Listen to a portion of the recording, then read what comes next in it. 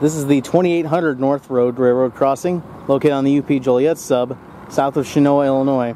Here we have 4 gated signals, each with LED lights, and each with an E Bell. This is an overview looking west. We'll get a look here at the eastern entrance signal.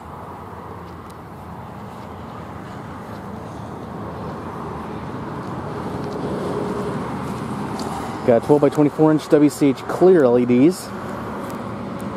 Got a US&S base.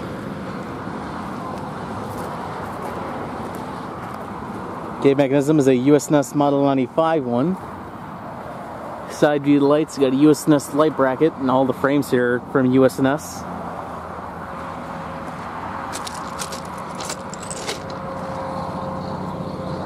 Back lights, we got 12 by 24 inch Electro-Tech LEDs on the back. These replaced WCH Clear LEDs at some point. And we got a Safetran bracket. Gate here has the older striping with Aurora LEDs.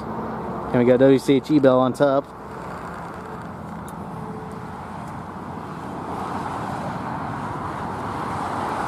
And here's the emergency information. Dot number is 290786R.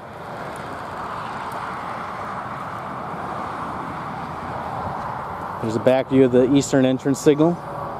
Come over here and look at the eastern exit signal.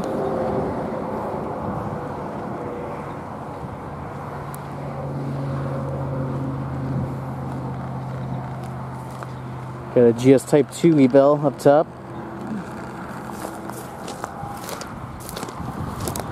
Got more WCH Clear LEDs on the front.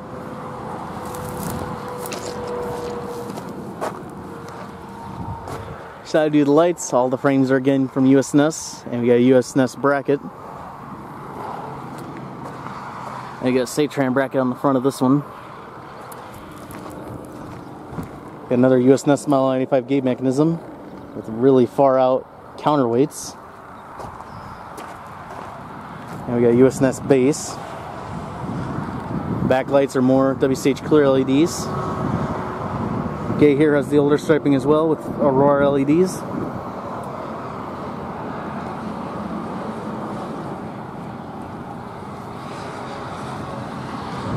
And here's a back view of the eastern exit signal. There's a relay bungalow in the northwest quadrant. Grade is all concrete. Track view looking north towards Chenoa and towards Pontiac, Dwight, and Chicago. Track view looking south towards Bloomington, Lincoln, Springfield, and St. Louis. That's north end of the Ballard sighting down there. So these signals were installed in the early 2000s and were among the first crossings to be quad gated. I don't know why UP used US&S gate mechanisms for these, but since they have WCH Clear LEDs and single-sided crossbucks, these are obviously some of the first ones to be one of the first crossings to have quad gates. But this crossing actually had a different style setup before this. Originally, there were 2 gateless signals here, and there were a set of barriers on each side that came down when a train approached. There's pictures of it on the ICC grade crossing on the ICC website. If they still have the pictures on there, I'll put a link to them in the description. Otherwise, I'll show them privately somewhere. But that was one of the first prototypes for having a complete crossing. Can't think of the words. Complete crossing protection. And actually, this road you can see it's a little wider here at the crossing. That was originally widened for the barrier. I don't think there's any videos of it ever in action, but there are some pictures of it. There was this crossing, and I think the next one up, not counting the private crossing, the next road crossing up had it as well. There were a few of these up and down this line, but obviously all of them are gone now.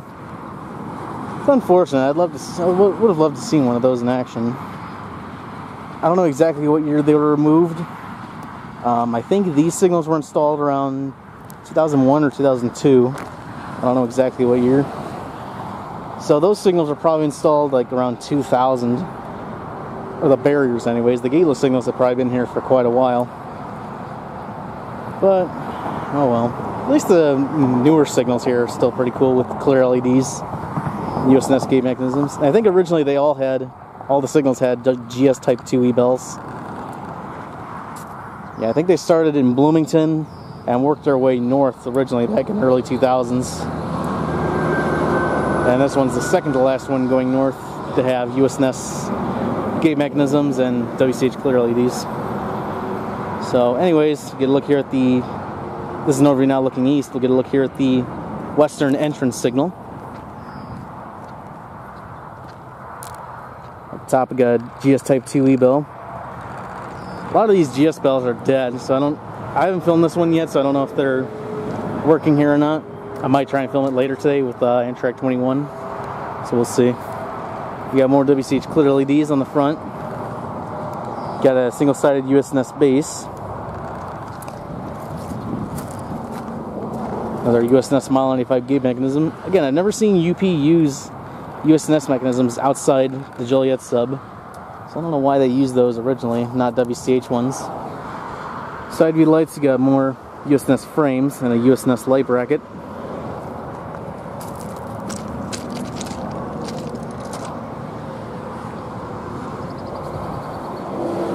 Back view lights, more WCH Clear LEDs and a Safetran bracket. Gate here also has the older striping with Aurora LEDs. I think all the gate lights here were originally 4-inch WCH incandescents. Then UP changed them out around 2008 or 2009. Here's a back view of the western entrance signal. And finally we'll get a look here at the western exit signal.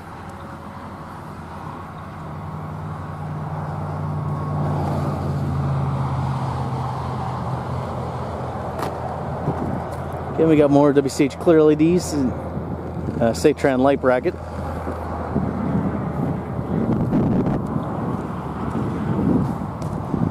Another US&S Mile 95 gate mechanism with the long counterweights. Side view lights, more US&S frames, and a US&S light bracket. Got another single-sided US&S base. Back view lights, more WCH Clear LEDs. Gate here has the older striping with Aurora LEDs. And it's got WCH E Bell on top. And all the crossbucks here are single-sided, which is unusual to see with quad gate installations.